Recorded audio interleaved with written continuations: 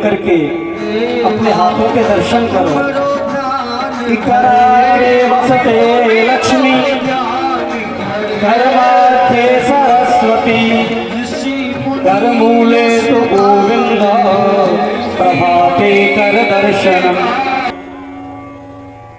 हमारे हाथ के अग्रभाग में लक्ष्मी जी का निवास है, मध्य भाग में सरस्वती जी का निवास है और मूल भाग में ब्रह्मा जी का निवास है। ऐसे अपने हथेलियों के दर्शन करो। लेकिन भक्तों, आजकल तो परिपाटी बदल गई। प्रभाते कर दर्शनम नहीं करते, आजकल करते हैं प्रभाते कफ दर्शनम। चाय का कप अगर सामने है तो ही नींद खुलेगी। फिर पृथ्वी माता को प्रणाम करो कि समुद्रे बसने देवी, पर्वत स्तन मंडदे, विष्णु पत्नी नमस्सुभ्यं, पाद स्पर्श क्षमस्व में। ये माँ पृथ्वी, मेरा जो ये पाप रूपी शरीर है ये आपके ऊपर चलता है। पृथ्वी मुझसे किसी प्रकार का पाप नहीं हो, इस प्रकार की पृथ्वी देवी से क्षमा करो। फिर अपने से बड़ों के चरणों में प्रणाम करो, माता पिता के चरणों में प्रणाम करो, बड़ों का सम्मान करो, छोटों से प्रेम करो, वात्सल्य का भाव करो। ऐसा नियम बनाओ। विद्वान, शास्त्रज्ञ, नीतिज्ञ इनके पास बैठो। क्यों? क्योंकि इनसे हमारे जीवन में सद्गुण आते हैं। फिर भगवान के पूरे रूप का चिंतन करो कि पाताल में तस्य पाद मूलम, पाताल में तस्य पाद मूलम, प्रपंच पाते प्रपदे रसातलम। भगवान के शरीर में पूरा विश्व प्रपंच है, ऐसा चिंतन करो। और राजऋषि परीक्षित, चिंता को मिटाओ और चिंतन को बढ़ाओ। जो चिंता को मिटाता है वो परम भक्त हो जाता है। क्यों? क्योंकि चिंता एक ऐसी बीमारी है जो जिंदे मनुष्य को जलाती है। जिसको जीवन में चिंता लग गई वो धीरे धीरे धीरे धीरे अंदर से खोखला होता चला जाता है। और चिंतन हार्ट को मजबूत करता है, गोविंद के चरणों की प्राप्ति कराता है। चिंता संसार की जाती है, चिंतन प्रभु का किया जाता है। राजा ने कहा, भगवान मुझे ये बताइए प्रभु सृष्टि कैसे बनाते हैं? आप मुझे थोड़ा सृष्टि का वर्णन करें। तो सबसे पहले नारायण ने ब्रह्मा को उत्पन्न किया। जब ये सृष्टि प्रलयकालीन समुद्र में चली जाती है तो पृथ्वी पर शेष कुछ भी नहीं बचता, खाली एक परम ब्रह्म तत्व होता है। परम ब्रह्म के मन में विचार उत्पन्न हुआ कि हम एक से दो बने। तो उन्होंने पहले क्या बनाया? नार। नार का संस्कृत में होता है नार, और हिंदी में नार का मतलब होता है जल। पृथ्वी पर जल की उत्पत्ति की। जैसे ही जल की उत्पत्ति की तो उस जल में भगवान ने अपना अयन बनाया। अयन, अयन कहते हैं मकान को। मकान शेष की सैया, शेष के रूप में भगवान ने अपना मकान बनाया। तो उनका नाम हो गया नारायण। जल में अयन करने वाले भगवान का नाम हो गया नारायण। अब तो नारायण के नाभि कमल से एक कमल निकला और उस कमल के ऊपर ब्रह्मा जी उत्पन्न हुए। और ब्रह्मा जी के 4 मुख हो गए। ब्रह्मा जी को चारों दिशाओं में देखने की आवश्यकता नहीं, वो एक जगह बिना सिर हिलाए चारों तरफ देख सकते हैं। 4 सिर हो गए। लेकिन ब्रह्मा जी उस कमल नाल में आते हैं और जाते हैं, आते हैं और जाते हैं, जिनका नाम हो गया विधाता। लेकिन विधाता को यही पता नहीं मैं आया कहां से। जो भगवान ने अपने नाभि से कमल नाल निकाली, बस उसमें ही घूमते रहे। लेकिन भगवान ने उनको एक शब्द स्पर्श कराया। स्पर्शेषु यत् षोडशमेकविंशं निष्किंचनानां नभयर्धनं विदो। जो ये श्लोक है, इसमें 2 वर्ण हैं। 16वां अक्षर है ता और 21वां है पे। तो ब्रह्मा जी को तप सुनाई दिया, तप करो, तप करो, तप करो।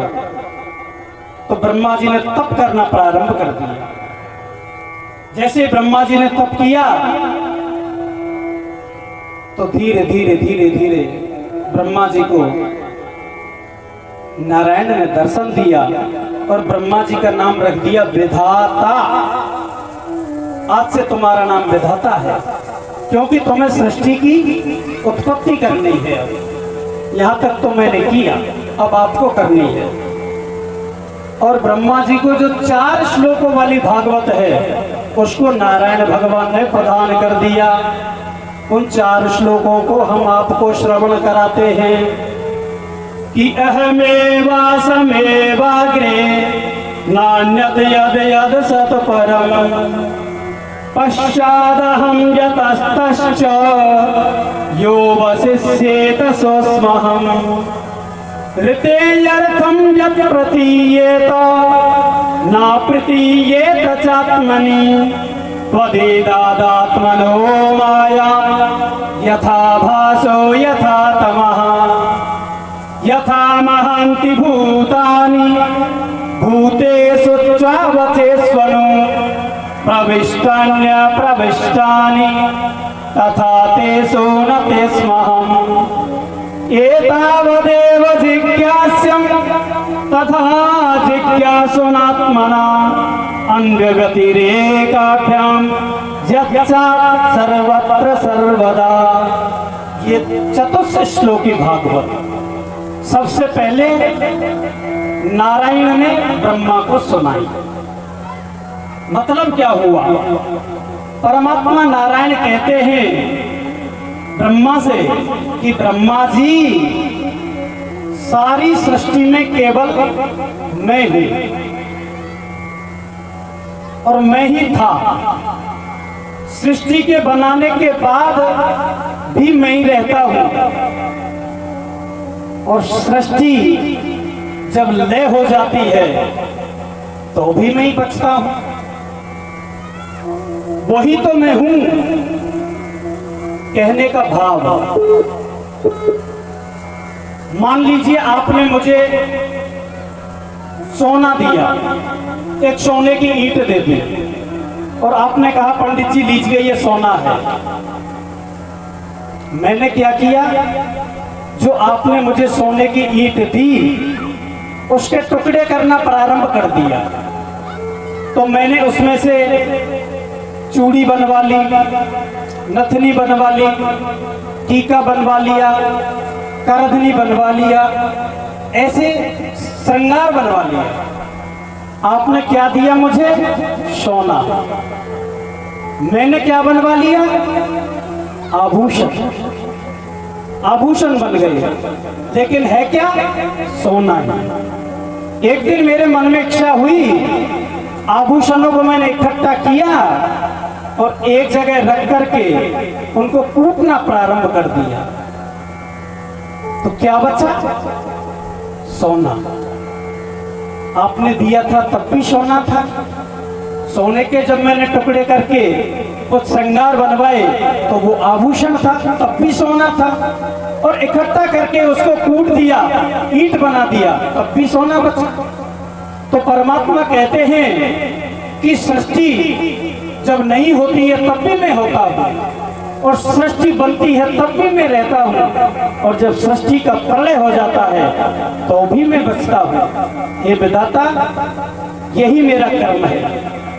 इसी प्रकार दुनिया में सबसे पहले नारायण की उत्पत्ति हुई कि यथा महांत भूतानि भूते स्वच्छा वशेस्वनु।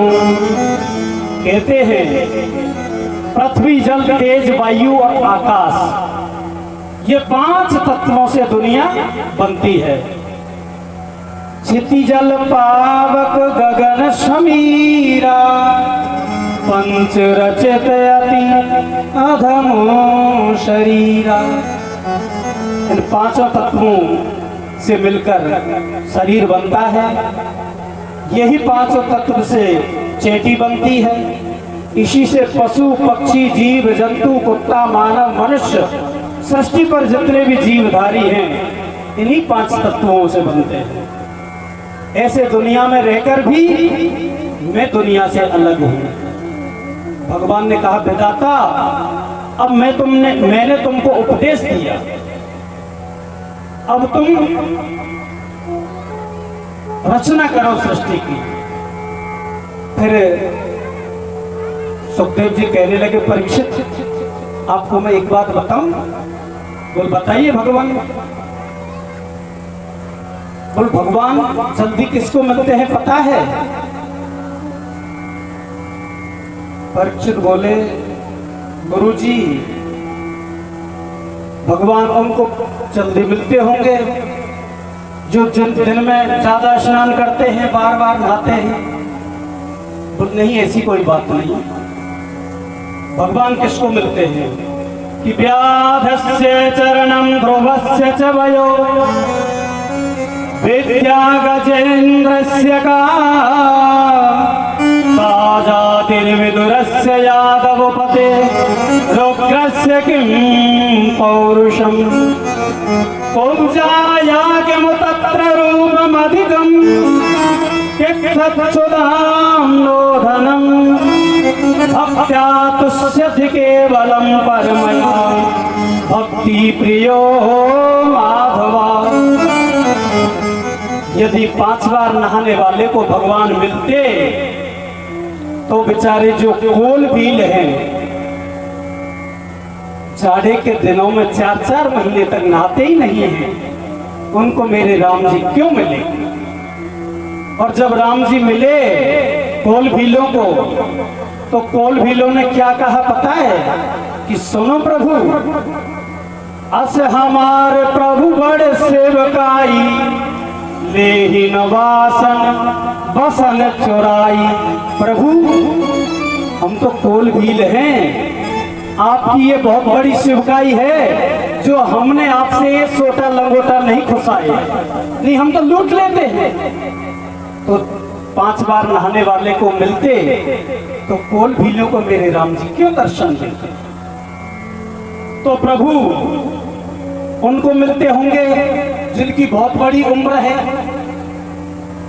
बोल ध्रुव जी की क्या उम्र थी? बेचारे 5 वर्ष के थे, उनको भगवान क्यों मिल गए? तो फिर प्रभु उनको मिलते होंगे जो बहुत बड़े पंडित हैं, ज्ञानी हैं, विद्वान हैं। तो ऐसा भी नहीं कि का विद्या गजेंद्र से, बेचारा हाथी गजराज का पढ़ा था जो वो कहते ही चल दिए, और बिंद तो बोला भी नहीं, उससे पहले रक्षा कर दी। तो गजेंद्र कोई पढ़ा लिखा था क्या? नहीं। तो प्रभु उनको ज्यादा मिलते होंगे जो ऊंची बिरादरी में जिन्होंने जन्म लिया है। तो का जाति विदुरस्य यादव पते, विदुर जी की क्या जाति थी? जो दासी पुत्र जिनके घर मेरे गोविंद ने केले के छिलकों का भोग लगाया। परीक्षित बोले, गुरुजी मैं सुनना चाहता हूं कि मेरे गोविंद ने विदुर जी के घर केले के छिलके का भोग कैसे लगाया? कि यदा तु राजा ससुतान साधु उष्णन्न धर्मेण विनष्ट दृष्टि। राजन, कौरव पांडव, जब कौरव पांडवों के साथ अन्याय कर रहे थे, कभी विष के लड्डू खिलाना, कभी अग्नि में जलाना, कभी पेड़ से लटका कर गिराना, कभी अज्ञातवास, कभी वनवास, ऐसा अन्याय कर रहे थे। तो उस समय जो कौरवों के पिता हैं धृतराष्ट्र,